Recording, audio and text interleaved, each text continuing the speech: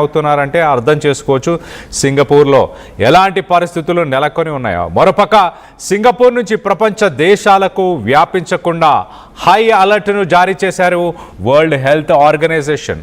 WHO చాలా క్లియర్గా మరొకసారి కరోనా వైరస్ స్ప్రెడ్ అయ్యే ఛాన్సెస్ ఉంది కాబట్టి కొంత అప్రమత్తంగా ఉండాలి అంటూ దేశవ్యాప్తంగా సింగపూర్లో కూడా హై అలర్ట్ని అక్కడున్న ఆరోగ్య శాఖ ఒక్కసారిగా జారీ చేయడం జరిగింది.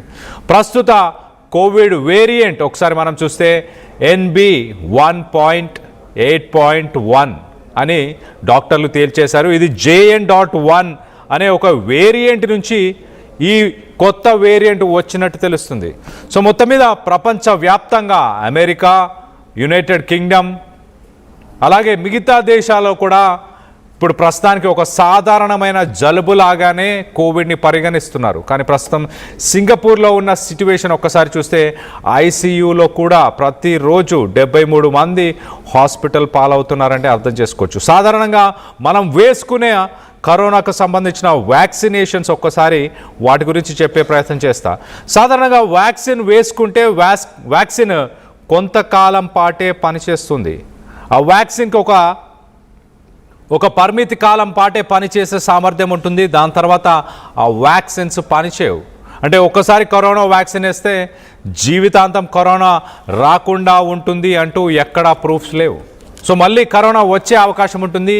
ఈ కరోనా కూడా అది వేరియంట్ మారిపోయింది. అంటే సమయ సందర్భం అలాగే వాతావరణం అక్కడున్న సిట్యువేషన్స్ అన్నిటి ప్రకారం అది కూడా కొంత చేంజ్ అవుతూ వస్తుంది. అందుకే మనకి ఎప్పటికప్పుడు కొత్త వేరియంట్స్ వస్తున్నాయి. NB1.8.1 అనేది కూడా ఒక కొత్త వేరియంట్. ఈ వేరియంట్ గురించి అలాగే ఇప్పుడున్న సిట్యువేషన్స్ గురించి కొంత చెప్పే ప్రయత్నం చేస్తా. ఒకసారి ప్రపంచంలో ఎలాంటి సిట్యువేషన్ ఉంది గ్లోబల్గా మనం చూస్తే COVID-19 అనేది ప్రస్తుతానికి ఒక అక్యూట్ ఎమర్జెన్సీ లాగా గతంలో 2020-21లో ఒక ఎమర్జెన్సీ లాగా పరిగణించారు. కానీ ప్రస్తుతానికి వరల్డ్ హెల్త్ ఆర్గనైజేషన్ అలాగే గ్లోబల్ హెల్త్ బాడీస్ ఇవన్నీ ప్రస్తుతానికి కొంత వైరస్ యాక్టివిటీ కంట్రోల్లోనే ఉంది, స్టేబుల్గానే ఉంది. ఒకవేళ కరోనా వైరస్ మరొకసారి వచ్చినా కూడా హాస్పిటల్స్ అన్నీ కూడా సమర్థవంతంగా ఉన్నాయి, ఎక్విప్మెంట్స్ అన్నీ కూడా ఉన్నాయి అంటూ చాలా కంట్రీస్ అలాగే చాలా కంట్రీస్కి సంబంధించిన హెల్త్ ఆర్గనైజేషన్ బాడీస్ అన్నీ కూడా చెప్పుకొస్తున్నాయి. జస్ట్ ఒక రెస్పిరేటరీ ఇన్ఫ్లుయెన్జా అంటే ఒక జలుబు కింద పరిగణిస్తున్నాయి. కానీ ప్రస్తుతానికి ఉన్న వేరియంట్ గురించి కొంత చెప్పే ప్రయత్నం చేస్తాం. ఒక్కసారి మనం చూస్తే NB1.8.1 ఇది JN.1 అనే ఒక వేరియంట్ నుంచి వచ్చింది. XFG ఈ రెండు ప్రీడామినెంట్గా ఉన్న వేరియంట్స్ అంట. ప్రస్తుతానికి కరోనా అమెరికా, లండన్, జపాన్ అలాగే చైనా ఈ 4 దేశాల్లో ప్రస్తుతానికి ఈ వేరియంట్స్ కనిపిస్తున్నాయంట. ఈ వేరియంట్స్ సింగపూర్ ఒకటే కాదు, సింగపూర్తో పాటు అమెరికా, లండన్, జపాన్, చైనా ఈ ప్లేసెస్ అన్నిట్లో కూడా ఈ వేరియంట్స్ ఉన్నాయంట ప్రస్తుతానికి. మరో పక్కన న్యాచురల్గా అలాగే వ్యాక్సిన్ ఏదైతే తీసుకొని ఉన్నామో ఆ వ్యాక్సిన్ కొంతకాలం తర్వాత ఆ వ్యాక్సిన్స్ మనుషుల పైన పనిచేయవంట. పబ్లిక్ హెల్త్ ఆఫీషియల్స్ చాలా క్లియర్గా ఒక పీరియాడిక్ అలాగే లోకలైజ్డ్ వేవ్స్ ఆఫ్ ఇన్ఫెక్షన్ అంటే ప్రతి దేశంలో కూడా ఈ ఇన్ఫెక్షన్స్ మళ్ళీ పుట్టుకు వస్తాయి అంట. వ్యాక్సిన్స్ కొన్ని సంవత్సరాల పాటు మనకు పనిచేయకుండా ఉండడం అలాంటి సిచ్యువేషన్ ఏం లేదు. వ్యాక్సిన్స్ మనకు పూర్తిగా పనిచేయకపోయినా ఆశ్చర్యపోవాల్సిన అవసరం లేదు. అంటే ఈ కరోనా వైరస్ మళ్ళీ అది కొంత స్ట్రాంగ్గా అయ్యి మళ్ళీ ఇన్ఫెక్షన్ అయ్యే అవకాశం ఉంటుంది. మళ్ళీ కొన్ని వేవ్స్ ఎలా అయితే ఫస్ట్ వేవ్ సెకండ్ వేవ్ వల్ల మనం మొదటి లాక్డౌన్ అలాగే రెండవ లాక్డౌన్ 2 లాక్డౌన్స్ని గతంలో ఎలా ఫేస్ చేసామో అలాంటి వేవ్స్ మళ్ళీ ప్రపంచవ్యాప్తంగా వస్తూనే ఉంటాయంట.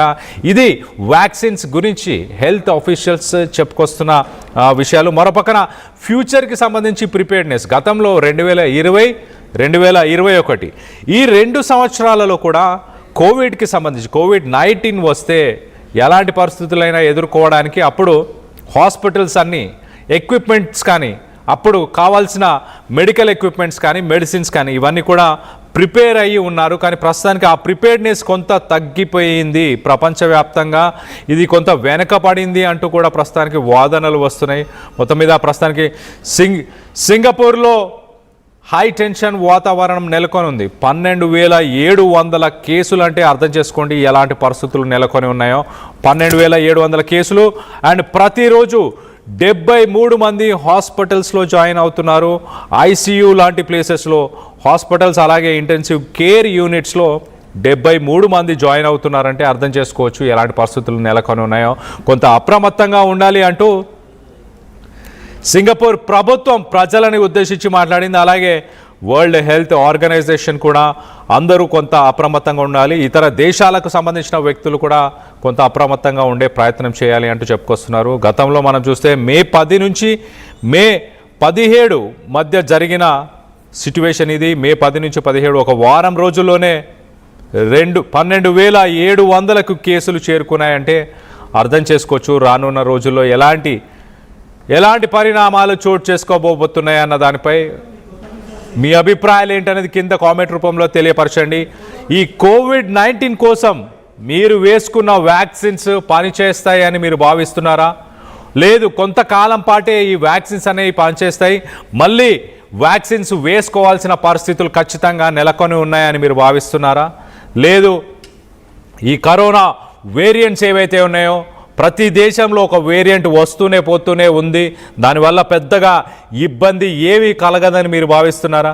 కరోనా వైరస్కి సంబంధించి కోవిడ్-19కి సంబంధించి మీ అభిప్రాయాలు ఏంటనేది కింద కామెంట్ రూపంలో తెలియపరచండి. ప్రపంచవ్యాప్తంగా ఒక పక్కన ఆఫ్రికా ఇలాంటి పరిసర ప్రాంతాలు ఆఫ్రికాలోని దేశాల్లో ఒక్కసారి చూస్తే ఎబోలా వైరస్ చాలా ఉధృతంగా వ్యాపిస్తుంది. అక్కడ ప్రజలు చాలామంది తమ ప్రాణాలను కోల్పోతున్న పరిస్థితి ఆఫ్రికా మొత్తంగా. మరోపక్కన హ్యాంతా వైరస్ అని మరొక వైరస్ ప్రజలని భయభ్రాంతులకు గురి చేస్తున్న సమయంలోనే మరి కోవిడ్-19 మరొకసారి కరోనా వైరస్ ఉధృతంగా వ్యాపించబోతుంది. ఇటు సింగపూర్లో ఒకసారి చూస్తే 12,700 కేసులు ఒక వారంలోనే, అంటే ఇప్పటికే అది మరి సింగపూర్ నుంచి ప్రపంచ దేశాలకు వ్యాపించే అవకాశం ఉందా అంటే ఖచ్చితంగా ఉంది. సింగపూర్ లాంటి దేశం నుంచి ప్రపంచ దేశాలకు ప్రయాణికులు వస్తుంటారు పోతుంటారు. ఉద్యోగరీత్యా వ్యాపారరీత్యా సింగపూర్కి వెళ్ళి వచ్చే వ్యక్తులు ప్రపంచ దేశాలకు ఈ వారం రోజుల్లో వెళ్ళిన వాళ్ళు ఎంతోమంది ఉండొచ్చు. ఈ కొత్త వేరియంట్ మరి ఇతర దేశాలకు సంబంధించిన ప్రజలపైన ఎలా ప్రభావితం చూపించే అవకాశం ఉంది? ఏ వేరియంట్ ఎవరిపైన అంటే ఇండియాలో ఉన్న వ్యక్తులపైన వేరియంట్ ఒకలాగా ప్రభావితం చూపించే అవకాశం ఉంటుంది. UK, Europe, United states of America, Japan ఇలాంటి కంట్రీస్ పైన ఇదే వేరియంట్ ఇంకోలాగా ప్రభావితం చూపించే అవకాశం ఉంటుంది. సో ఏ వేరియంట్ ఎప్పుడు ఎలా ఉండేది అనేది ఇప్పటికీ సైంటిస్టులు ఇప్పటికే హాస్పిటల్స్కి సంబంధించిన అధికారులు హెల్త్ బాడీస్ కానీ ఇవన్నీ కూడా చెప్పలేని పరిస్థితి. మరోపక్కన భయానకం సృష్టించే ఇంకొక విషయం ఏంటంటే ఈ వ్యాక్సిన్స్ కాలక్రమేణా మన పైన పని చేయడం తగ్గిపోతాయంట. అంటే కరోనా మనకు సోకితే దాని ప్రభావం అత్యంతంగా ప్రమాదకరంగా ఉండే అవకాశం కూడా ఉంటుంది. ఈ వ్యాక్సిన్స్ అనేవి మళ్ళీ ఒకసారి వేసుకోవాల్సిన అవసరం రానున్న రోజుల్లో ఖచ్చితంగా ఉంది అంటూ ఇట్లు విశ్లేషకులు చెప్పుకొస్తున్నారు. దీనికి సంబంధించి మీరేమనుకుంటున్నారు? కరోనా కోసం ఇంకా భారత ప్రభుత్వం సిద్ధంగా ఉందని మీరు భావిస్తున్నారా? దానికి కావాల్సిన మెడికల్ ఎక్విప్మెంట్స్, మెడికల్ హాస్పిటల్స్లో కావాల్సిన సిలిండర్స్ కావచ్చు, ఇవన్నిటికీ సిద్ధంగా ఉందని భావిస్తున్నారా? ప్రజలు సిద్ధంగా ఉన్నారని భావిస్తున్నారా? మరొకసారి వ్యాక్సిన్ వేసుకోవడానికి మీరందరూ రెడీగా ఉన్నారా? మీ అభిప్రాయాలు దీనిపైన ఏంటనేది కింద కామెంట్ రూపంలో తెలియపరచండి. ఈ వారం రోజుల్లో 12,700 కేసులు సింగపూర్లో వచ్చాయి. మరి అక్కడి నుంచి ప్రపంచ దేశాలకి వ్యాపించే అవకాశం ఉందని మీరు భావిస్తున్నారా? దీనిపైన మీ అభిప్రాయాలు ఏంటనేది కింద కామెంట్ రూపంలో తెలియపరచండి.